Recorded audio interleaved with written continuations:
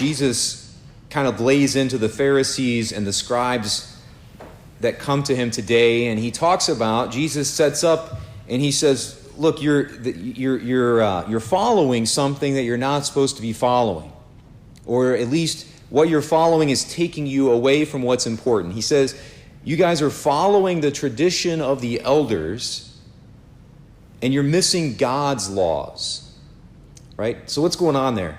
God gave the Jewish people his laws in the first 5 books of the Bible, right? The Torah. The laws are very clear, and they're there.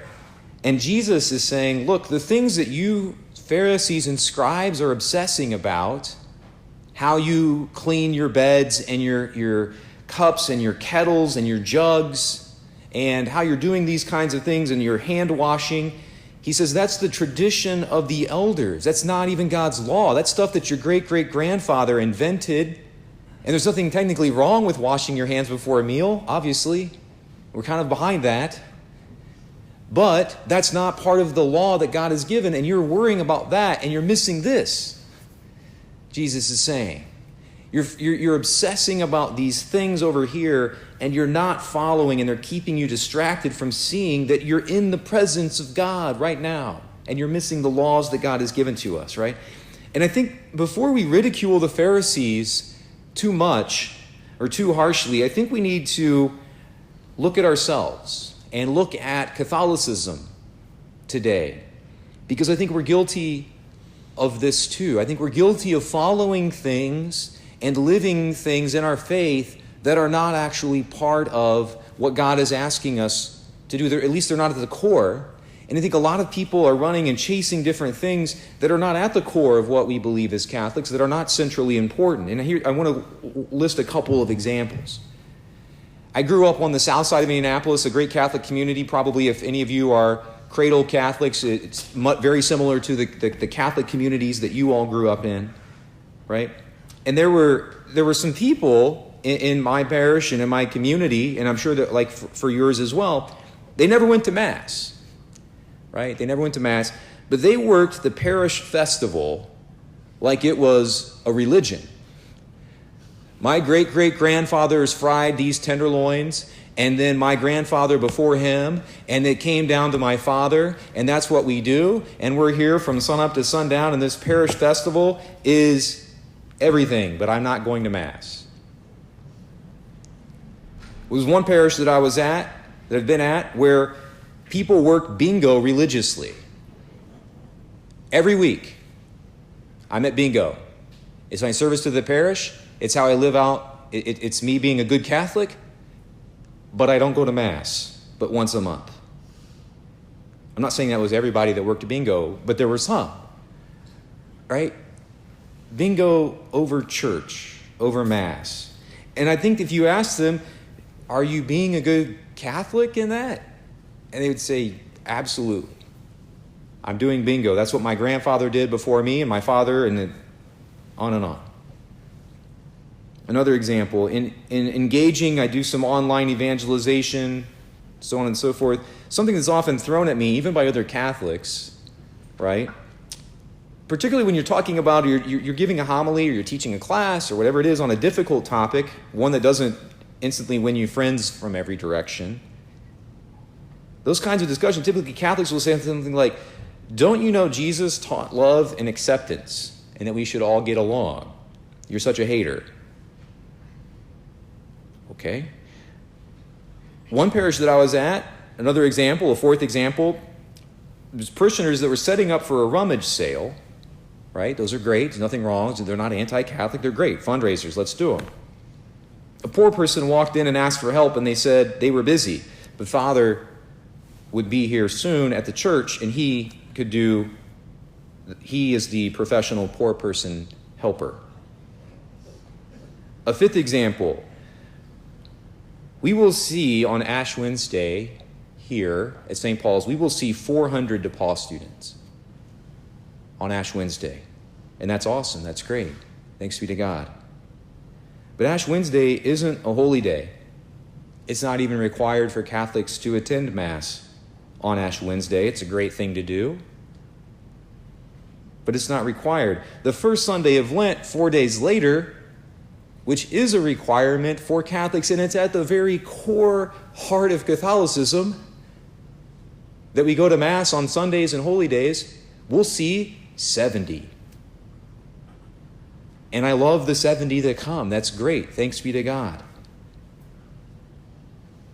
I want to look at these examples a little bit more. And here's the point of all of this. Jesus says to these scribes and Pharisees today, he says, you people are following cultural Judaism. Cultural stuff. Not actual Judaism. Right? You're not actually following what God asks you to do to be a good Jew. You're doing what your great-great-grandfather Hillel passed down to you. And you're missing it. You're following the traditions handed on to you from your great-great-grandfathers, but not the laws God gave. I love Ash Wednesday Mass. I love parish festivals, and I love tenderloins. And I think they're really important, parish festivals. I'm so glad we started one here the first year that I came, and it's been awesome. We have one at my other parish. I think they're key. They're very important things. Cultural Catholicism is important. It's one of the great gifts of the faith that we have food all the time. Right? That's what we do. We eat. We get together. We drink every now and then when it's legal. I've got no problem with bingo. It's a lot of fun. It'd be a great way to hang out. I love a good rummage sale. But as James said in the second reading tonight, he said, pure religion is to care for the poor. Christ says that's at the heart of faith. That's at the heart of religion, is to care for the poor, to go to church on Sunday, to pray, to know his son Jesus, to be in a relationship with him. Christ says those things are at the heart. We can't say to the poor, look, I'd love to help you, but I have to sort Longaberger baskets and use tennis shoes for a rummage sale. If we do that, we're missing it. We're living cultural Catholicism while missing the heart of it. Jesus did teach about love, but it means something, not just get along with everyone. He's a guy who called people a brood of vipers. He went in and flipped tables in the temple, and he said, I came to divide brother from brother. He didn't say that love will always mean getting along and not making anyone unhappy. He's firing back all the time at people who distort religion with false and human teachings and replace them with that. Right? Nothing God has ever taught has said your parish has to have a festival. God has never taught, and the church has never taught, that your parish should have a rummage sale. He's never said that your parish should have bingo. He's never said that you're required as a Catholic to go to Mass on Ash Wednesday, and God has never taught that love and acceptance mean just getting along with everyone. But that's what a lot of people have come to begin to understand the very heart of their religion and their Catholic faith to be. So we should do a little bit of an examination of conscience, I think, before we judge these Pharisees and scribes too harshly today. The antidote to this, the antidote to just living a sort of surface level cultural Catholicism without the heart of it underneath, is to learn what the church teaches and dive deeper. Dive in, right? Go all in. And seek it out yourself. If you're saying, well, I'll wait for that priest to convince me one homily at a time, I'll give him, whatever, it's your home parish or, whoever it is, well, it's their job to convince me to become a Catholic and to really start to live it. It's up to him. If it's good, I'll stay. If it's boring, I won't come back next week. As spiritual adults, the challenge, I think, in the adventure at the same time is to seek it out yourself. Say, I am an adult, and I'm going to learn what this is. What is it that's at the core? What are the central teachings of this faith? Examine them, learn them, wrestle with them, argue with people about them, read things, watch things. You can learn everything you'd ever want to know about Catholicism online for free. Right? We have great programs, if you ever want to get access to them, that we have. We have Catholic Netflix. We pay $2,000 a year for it. It's got every program that's ever been done by the best teachers and presenters, audio talks, videos. You can do it all for free, though. You can watch Bishop Robert Barron teach you about anything possible online that you'd ever want to know about, and do reviews of Jedi movies and why they're Catholic and how they're Catholic and all these other things, all for free. But if you don't want to dive deeper, if you don't want to seek out the core, then you won't, right? And so that's my invitation, my challenge, my exhortation to you. Dive deeper and seek it out yourself. Learn what's at the core of our faith and dive in and start living it.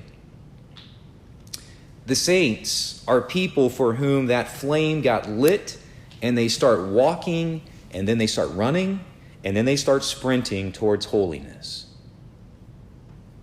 Not because someone might have helped light the flame, but it wasn't this thing where, well, it's that person's job to keep lighting this flame for me over and over again, right? They sprint towards holiness, towards the church, and towards its teachings. I invite us this year in your own lives and as a community to be people who stop being just casual and cultural Catholics. Catholics who do not actually know what being Catholic even means. I pray that a spark might catch in your heart and in mine, and that we sprint on together towards the heavenly homeland by diving into the very heart and core of the church, which is Jesus Christ, through a life of prayer, through a life of the sacraments, and through a life of serving God in the poorest among us.